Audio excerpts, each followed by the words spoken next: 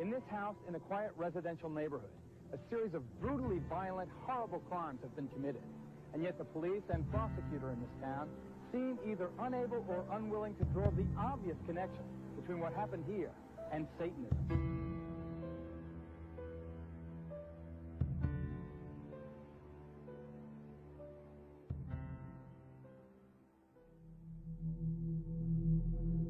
What if? For good or ill, it's a question that all of us have asked. What if something happened? What if something didn't happen? Or what if what happened went some other way? Fortunes and lives can turn on that question. This is one of those stories. After somehow surviving over 6 decades on Earth, I've witnessed the potential consequences of what if. Sometimes it takes many years to realize the full scope of it. Like this one, clueless of the unimaginable potential truth. For years the question had been, what if I didn't escape that attempted nighttime mugging in Kansas City? But years later, further revelations changed that to something much more frightening.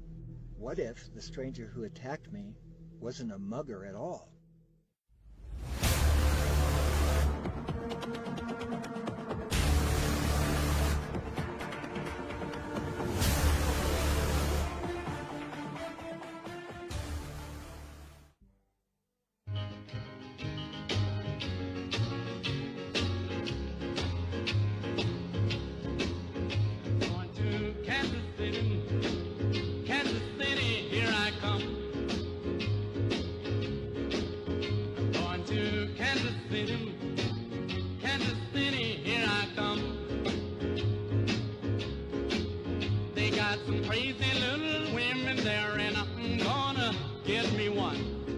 They were really good times back then. The late 70s and the early 80s. Soon after graduation, like a week later, our family moved to Phoenix. And soon after that, I left home myself and moved right back to Kansas City, there to forge my own life for the first time. I managed to get a job at Children's Mercy Hospital, an amazing foundation for the rest of my life. But what was important is that I usually walked to work. I had several apartments and homes, rentals, at that time, south of Children's Mercy Hospital.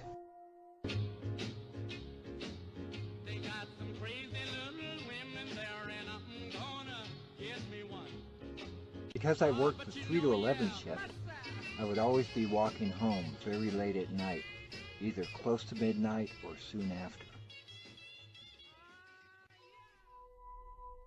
One night, the night in question, perhaps 1980 or 1981, I was walking home along these dark residential streets, came up to a break for an alley or driveway between 2 brick apartment buildings. And as I passed, over my left shoulder I heard a noise and caught a glimpse of a large shadow. It was a man in what appeared to be a stocking cap. That's all I saw, and he was lunging at me, perhaps 10 feet away. I was startled. He scared the hell out of me, but for me, it was too late. Yet I still escaped. How that happened, I will reveal it later on in the video, but for right now, who is the Butcher of Kansas City?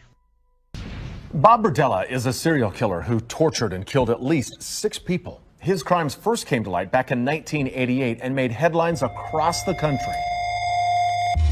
Bob Berdella was known as the Kansas City Butcher because he chopped up his victims and left them in the trash. He pled guilty to torturing and killing 6 people.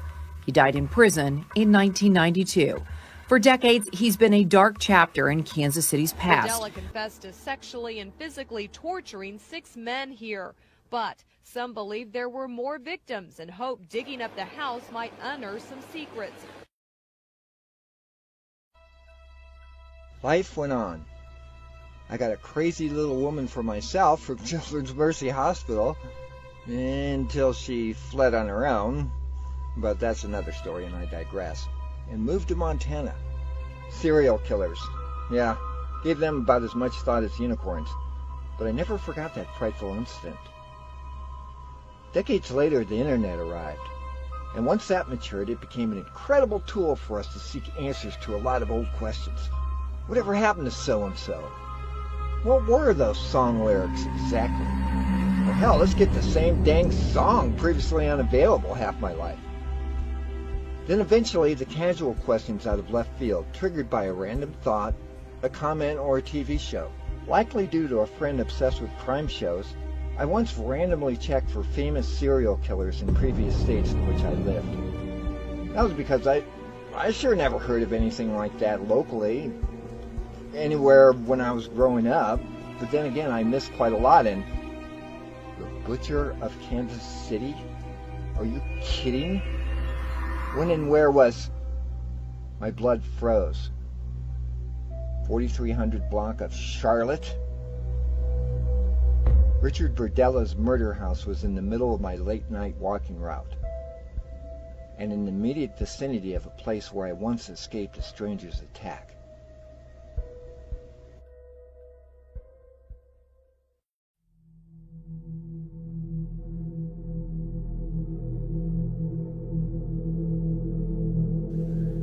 Time to look at Google Maps and clarify some residential details. I know you may not be able to see too much of this, but you could see on the other graphic. This is 4315 Charlotte Street, the murder house. I rented a house on 49th Terrace, which is right about here. I had an apartment right on 39th and Troost, right here.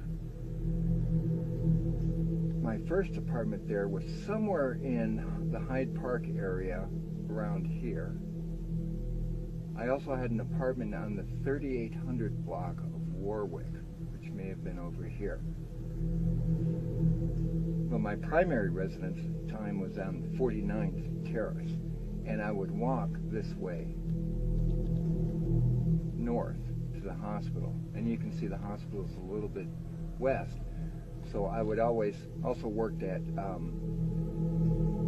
where are you down here? St. Luke's Hospital as well is down there. There's a Hyde Park area in Rock Hill Road. Gillum.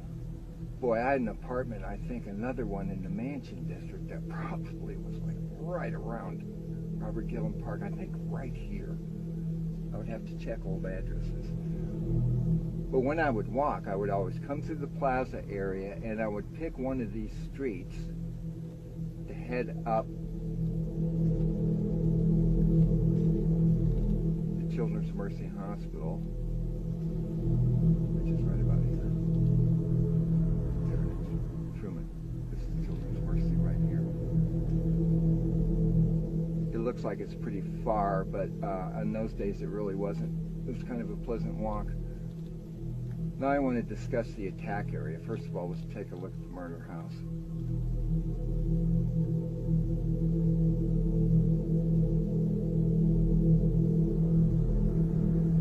I think this is the house that was rebuilt after they tore down the other one.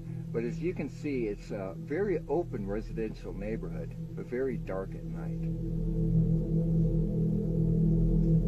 And I also very much remember the brick and the stone of the building that the guy was hiding behind.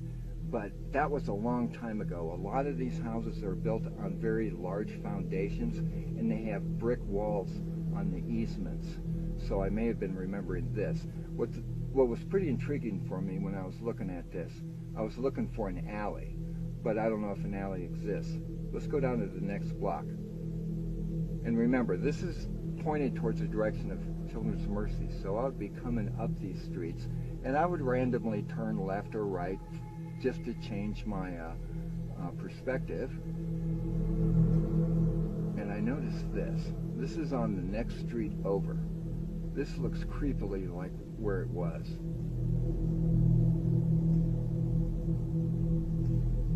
And I notice on this next street over, this is what struck me.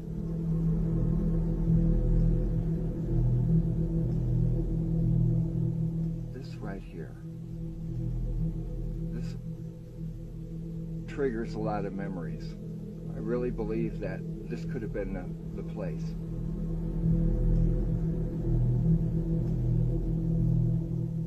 like that as you come walking by, and there's a little dark alley without any lights where someone can jump out at you.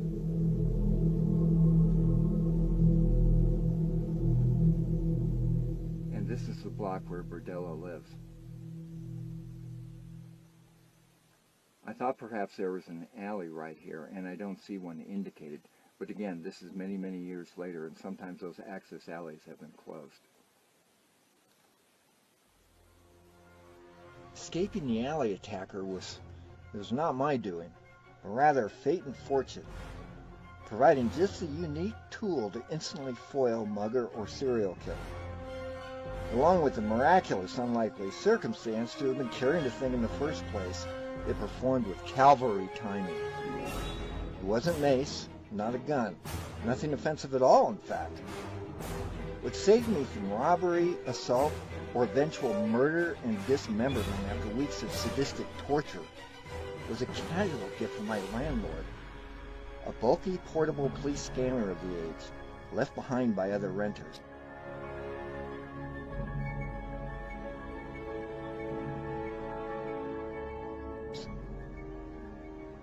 Yet that was no magic shield.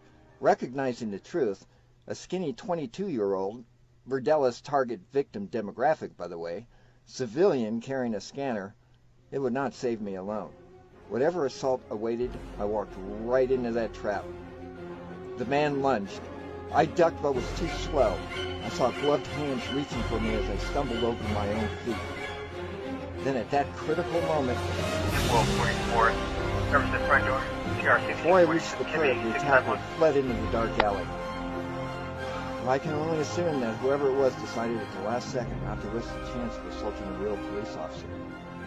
Thank God it was dark.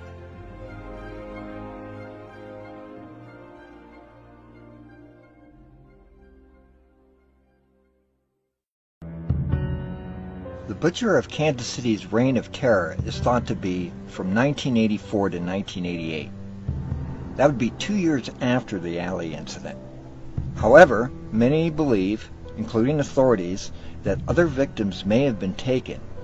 Others may be out there, and who's to say he didn't have an earlier start? Perhaps I was the failed attempt that changed his MO. Or it was completely unrelated.